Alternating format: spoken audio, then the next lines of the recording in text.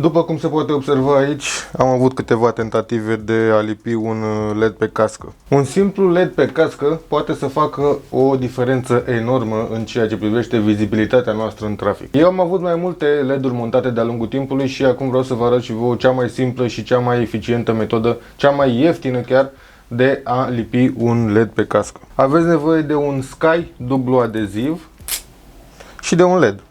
Ambele sunt extrem de ieftine și sunt perfecte pentru ceea ce vreau eu să fac, și anume să am un bec în cap care să stea aprins o drumă fără să stau cu grija lui că se stinge sau nu are baterie. Eu am aici un LED albastru cu o baterie incorporată, are mai multe moduri, dar strobo e ce trebuie să fie.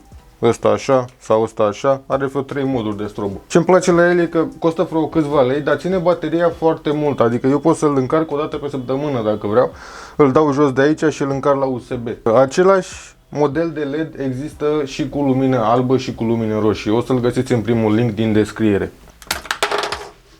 Acum, voi puteți să vă luați orice model de LED. Pentru mine ăsta e mai mult decât suficient, că nu e prea puternic încât să-i deranjeze pe ceilalți participanți la trafic, dar nu e nici prea slab ca să mă facă nevăzut. Adică mă vezi, n-ai cum să nu vezi un LED din ăsta care face așa la nivelul capului meu.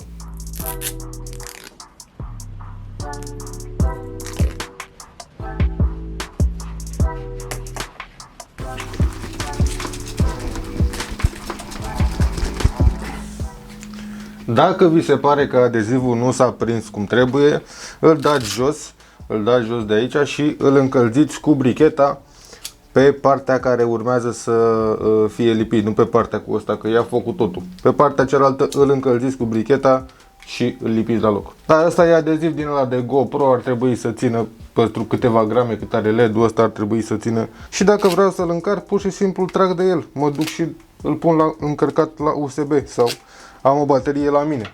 Apropo de încărcat la USB,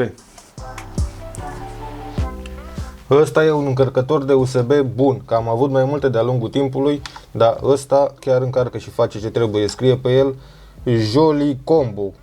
Mai puțin important, stă frumos în picioare, are 2, 4, 6 porturi, îmi încarc telefonul, îmi încarc ăsta care încarcă bateriile de GoPro, îmi încarc alt port USB cu alte 3 capete, îmi încarc LED-ul acum.